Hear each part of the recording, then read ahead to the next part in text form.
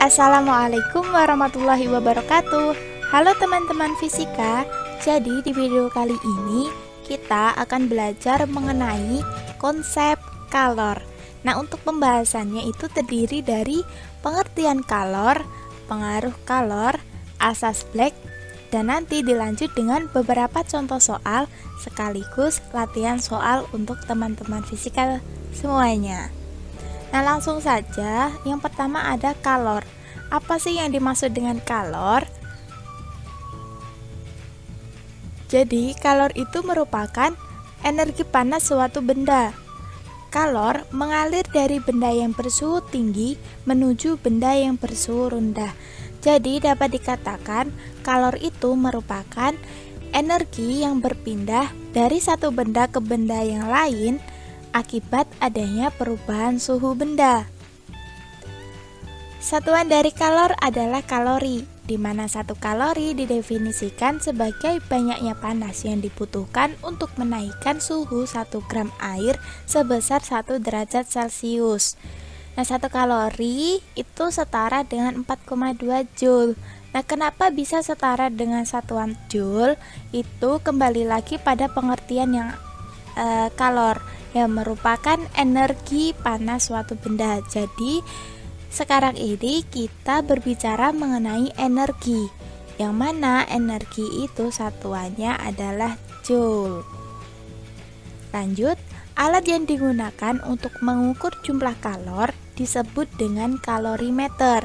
Jadi teman-teman fisika bisa menjumpai alat ini ketika akan melakukan praktikum atau percobaan di laboratorium masing-masing sekolah. Nah, di sini kakak hanya mencantumkan visualnya saja atau gambarnya saja.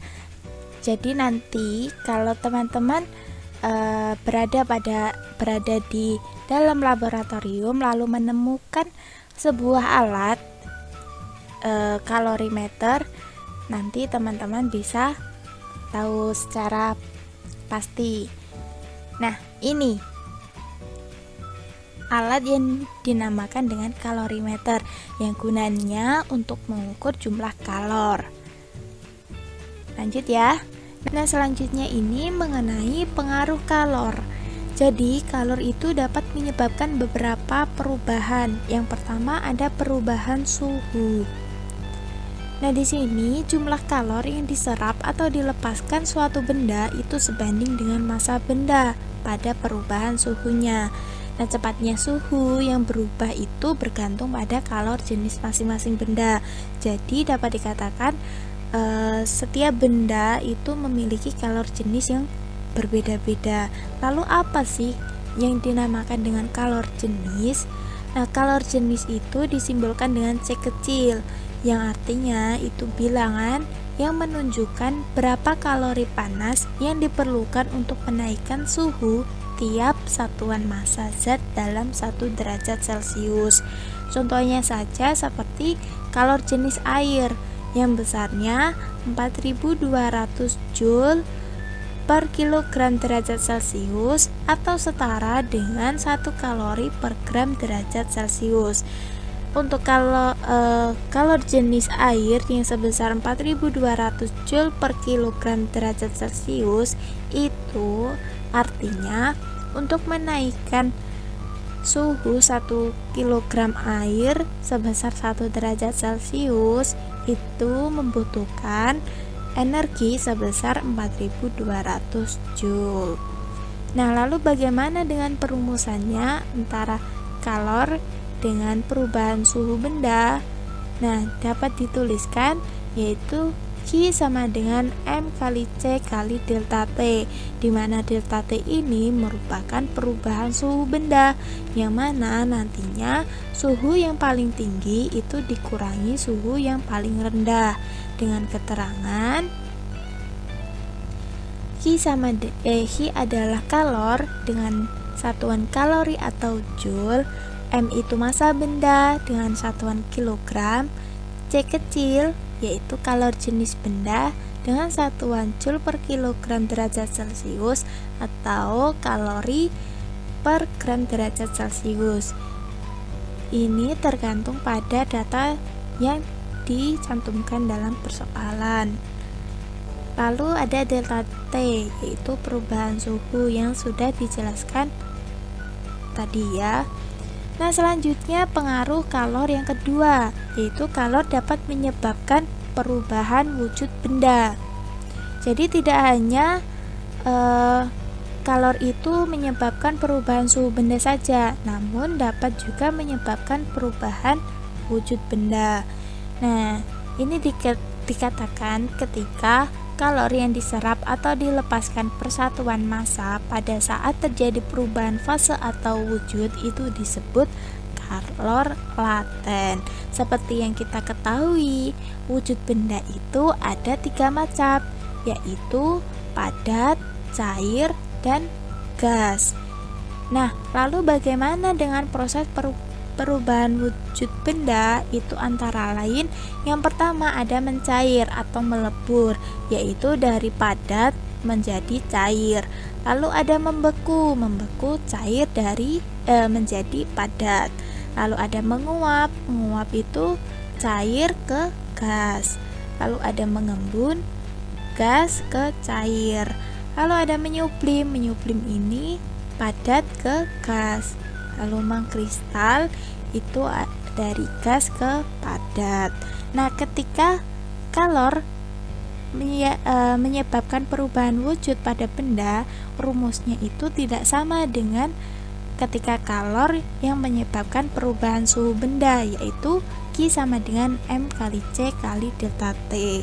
Nah, ketika kalor menyebabkan perubahan wujud benda mencair atau melebur, itu dapat menggunakan persamaan Q sama dengan M kali L. Begitupun ketika proses kalor menyebabkan perubahan wujud benda, yaitu proses menguap, dengan menggunakan persamaan Q sama dengan M kali U.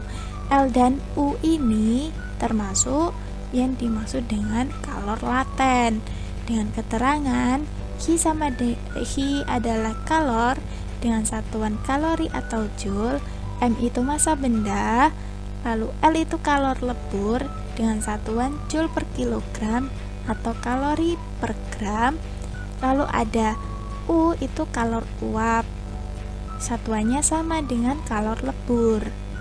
Jadi begitu ya teman-teman. Kita lanjut ya teman-teman. Nah, selanjutnya ini mengenai grafik perubahan suhu dan perubahan wujud. Nah, seperti gambar yang sudah dicantumkan di sini, teman-teman bisa memperhatikannya ya.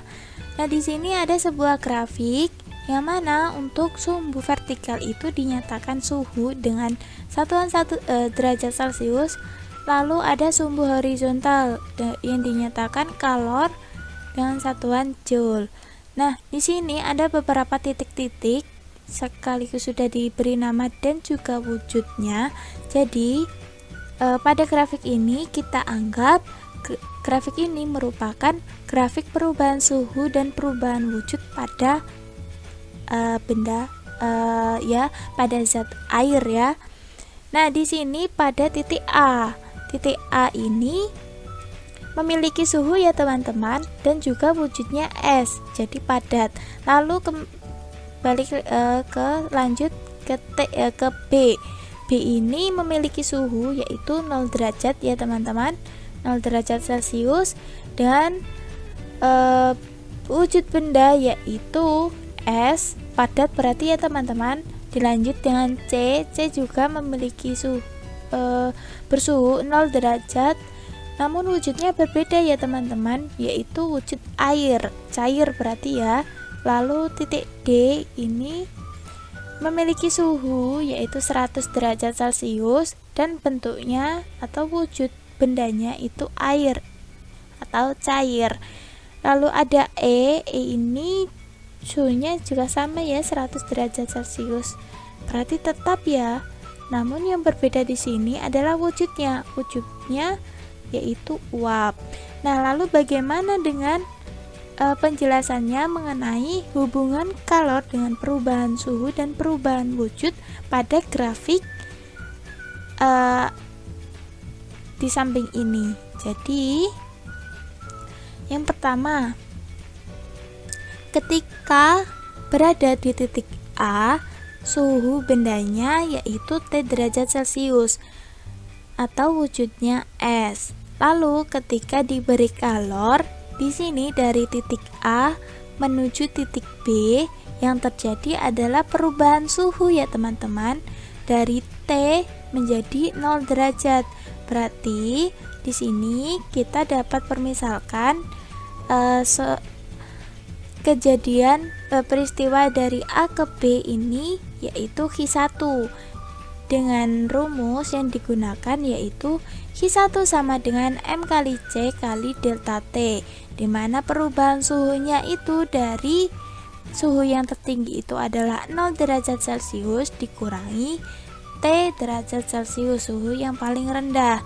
Nah, selanjutnya kita lanjutkan untuk yang di peristiwa yang berada di titik B dan C ya. B ini merupakan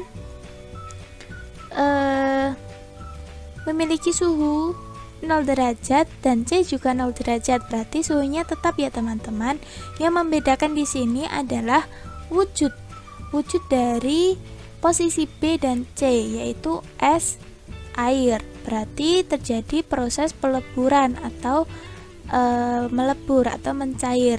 Lalu kita permisalkan menjadi Q2. Karena tidak terjadi perubahan suhu, maka yang terjadi adalah perubahan wujud.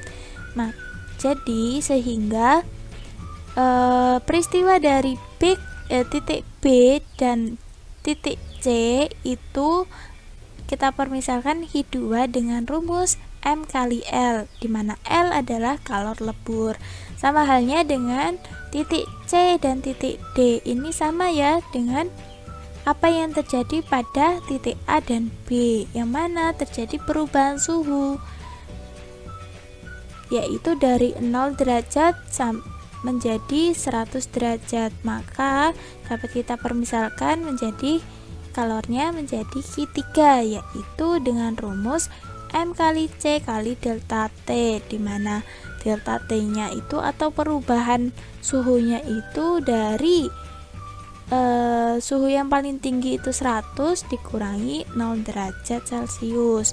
Selanjutnya di titik D dan E, ini sama ya teman-teman, tidak adanya terjadi perubahan suhu karena suhunya tetap, namun yang terjadi adalah perubahan wujud, sama halnya dengan peristiwa yang ada pada titik B dan C, atau dipermisalkan Q2 ini ya. Jadi D dan E ini kita permisalkan Q4.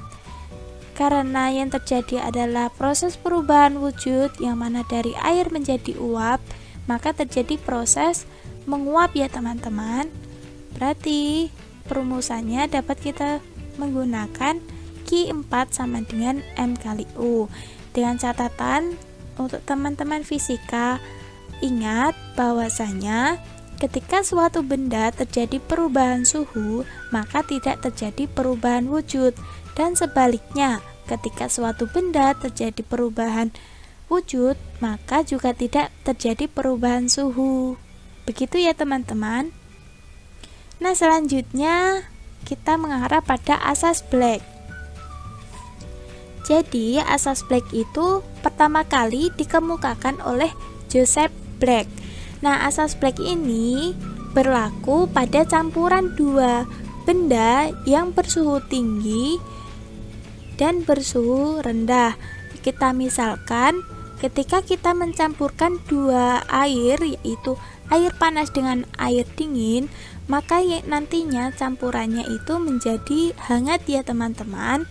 Nah, jadi di sini bila kita misalkan air panas itu suhunya adalah T1, air dingin suhunya adalah T2, maka yang air hangat ini kita permisalkan TC, yaitu suhu campuran. Maka pada campuran ini air panas akan melepaskan kalor. Jadi yang terjadi adalah Q lepas sama dengan M1 kali C1 kali delta T, di mana delta T-nya atau perubahan suhunya yaitu suhu air panas dikurangi suhu air hangat atau suhu campuran. Diingat-ingat ya teman-teman. Lalu selanjutnya untuk yang air dingin.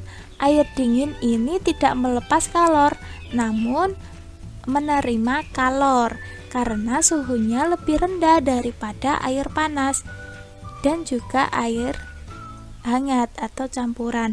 Jadi untuk yang air dingin ini kita tuliskan H terima sama dengan M2 kali C2 kali delta T, di mana delta T-nya itu dari TC dikurangi T2 atau air hangat suhu air hangat dikurangi suhu air dingin. Karena suhu yang lebih tinggi itu yaitu air hangat dibanding dengan suhu yang lebih rendah yaitu air dingin. Maka dapat disimpulkan pada asas Black ini berlaku H lepas sama dengan H terima. Jadi kalor yang dilepas itu oleh benda yang bersuhu tinggi sama dengan besarnya kalor yang diterima oleh benda yang bersuhu rendah. Nah, jadi begitu ya teman-teman mengenai pembahasan materi singkat dari konsep kalor. Yang pertama tadi ada pengertian kalor, pengaruh kalor, dan yang baru saja ini adalah asas Black. Jadi untuk membantu teman-teman memahami mengenai materi kalor ini, maka kakak akan memberi beberapa contoh soal dan juga latihan soal untuk kalian semua ya. Nah, untuk yang pertama contoh soalnya, permasalahannya yaitu air sebanyak 4 kg bersuhu 8 derajat Celcius dipanaskan hingga bersuhu 53 derajat Celcius. Jika kalor jenis air 4200 Joule per kilogram derajat Celcius, maka tentukan kalor yang diserap air tersebut. Nah, untuk penyelesaiannya perlu kita ketahui dulu apa saja sih data-datanya. Yang pertama ada massa M sama dengan 4 kg. Lalu suhu atau T awal yaitu 8 derajat Celcius. Lalu ada T akhir 53 derajat Celcius. Jadi dari sini akan kita dapat yaitu perubahan suhu, yang mana suhu akhir dikurangi suhu awal yaitu 53 derajat Celcius dikurangi 8 derajat Celcius yang sama dengan 45 derajat Celcius. Lalu ada kalor jenis air atau C air yang besarnya 4200 Joule per kilogram derajat Celcius. Lalu apa sih yang ditanyakan? Yang ditanyakan adalah tentukan kalor yang diserap air. Maka ditanya adalah H ya, H-nya ya. Jawab, berarti kalau ini dipengaruhi oleh perubahan suhu perubahan suhu benda, maka rumus yang digunakan adalah H sama dengan M kali C kali delta T. Lalu kita masukkan data-datanya, maka hasil akhir yang didapat adalah 756.000 Joule, atau dapat kita sederhanakan menjadi 756 kilojoule.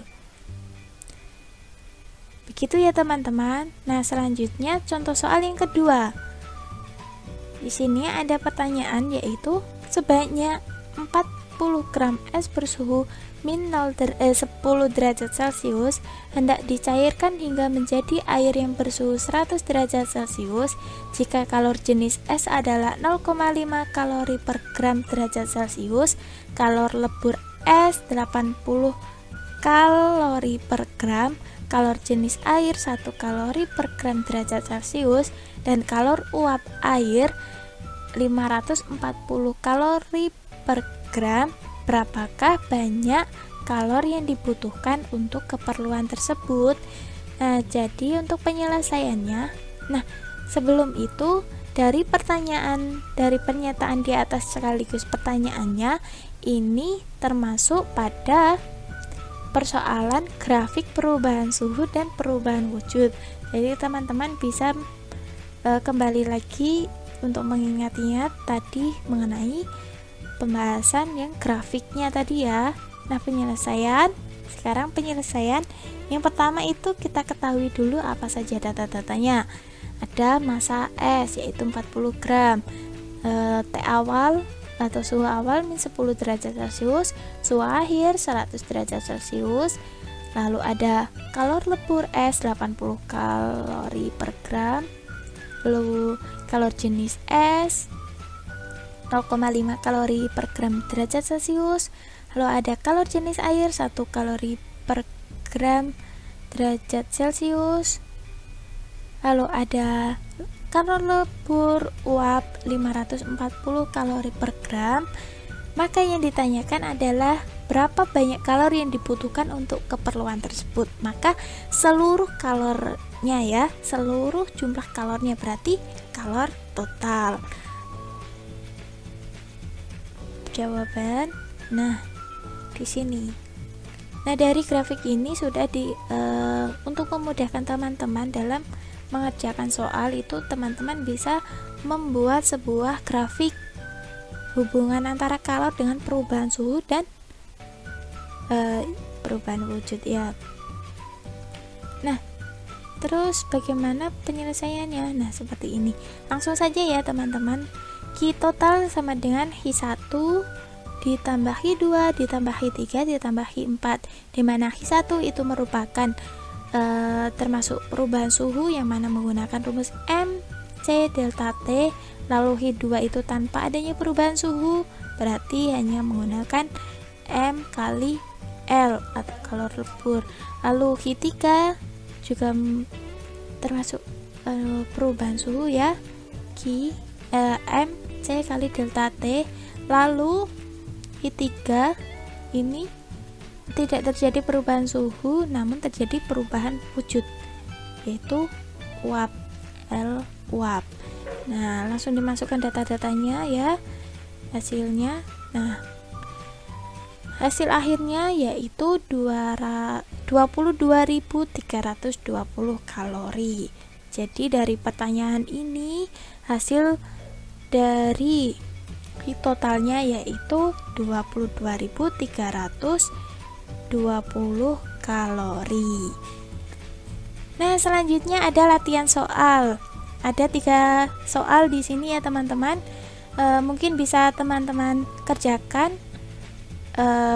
untuk mengasah seberapa paham sih teman-teman pada materi kalor ini ya. Oke teman-teman, karena kita sudah berada di penghujung dari pembahasan mengenai konsep kalor ini, terima kasih, semoga bermanfaat, dan jika ada pertanyaan teman-teman bisa mencantumkan di kolom komentar. Sampai jumpa, terima kasih. Wassalamualaikum warahmatullahi wabarakatuh.